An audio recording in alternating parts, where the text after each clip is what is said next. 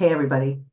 I wanted to read some more from my new book, The Rise of Rage, coming out February 13th, 2024. You can pre-order it at any of your favorite online retailers, and it will be shipped to you on the 13th of February.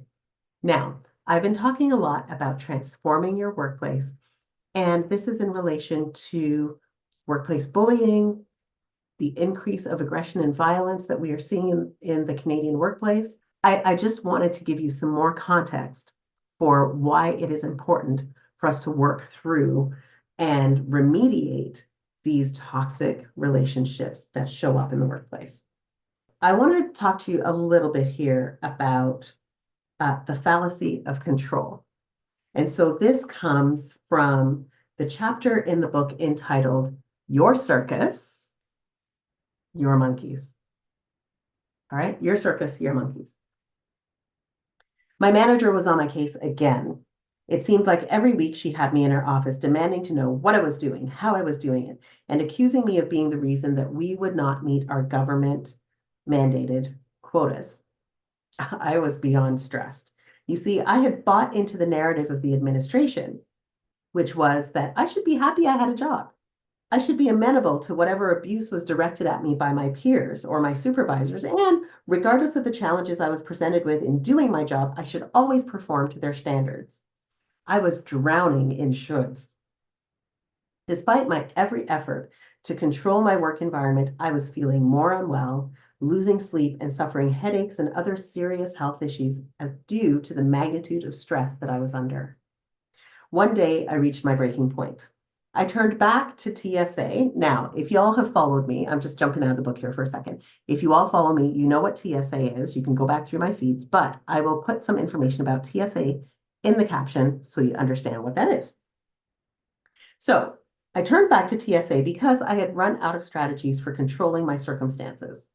A funny thing happened when I walked myself through the decision-making model. I recognized I was trying to desperately control a situation that had nothing to do with me. When I finally took stock of the elements of my job situation that I could control compared to what was outside of my wheelhouse, I realized there was very little I could or can control. Furthermore, I remembered something I had learned years previous from Brian Tracy, that I am the CEO of my own career. I had an epiphany. If I am the CEO of my own career, then my future in that job was not up to my employer, it was up to me. When I walked through the questions outlined in TSA, it sounded a lot like this. Number one, what's happening? My boss keeps accusing me of failing the team, but she keeps sending me all the hardest to serve clients because I get the best results with them. The challenge is that those results don't materialize within the government's expectations. So while I'm doing excellent work, still looks bad for me on paper. What's happening is she keeps threatening to fire me, thinking it will motivate me. But all that's happening is the stress is interfering with my performance. It's making me sick. Question number one, what is happening? Question number two, what does it mean? It means I need to decide whether the paycheck and benefits are worth the toll this job is taking on my emotional and physical health. It means I need to consider my options should she fire me before I'm ready to move on. It means I need to ask that she spread the hard to serve clients more evenly across all the caseloads instead of them being all assigned to me. Question number three, what do I want? What's my desired outcome? What I want is to do my job without interference. I want to help people achieve their goals, and I want to help create radical, positive, lasting change. Question four, how can I obtain that outcome? I could stay in this job for the steady paycheck and the intrinsic satisfaction, or I could move on and work elsewhere. I could pursue my own professional goals and create a system for creating radical change that is uniquely mine. Question five, and this is the best part. What's the worst thing that can happen if she fires me? I won't have a job at this place. What's the best thing that can happen if she fires me? I won't have a job at this place. Listen, friend, when I realized that getting fired meant I wouldn't have to work in such a toxic environment any longer, I was released from the need for control. It was like my downstairs brain finally shut up and my frontal lobe started filling in the blanks.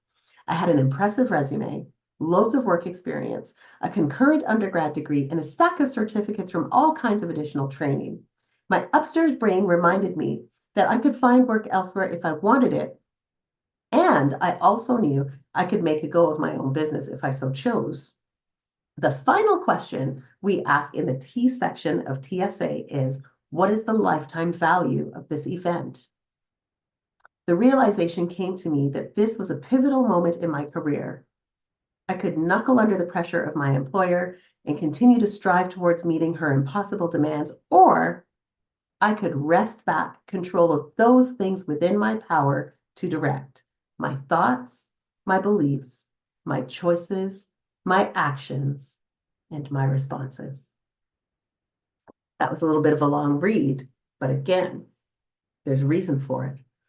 If you are someone who is currently mired in a poisonous or a toxic work environment, that was for you. You don't have to stay there. You are the CEO of your own career.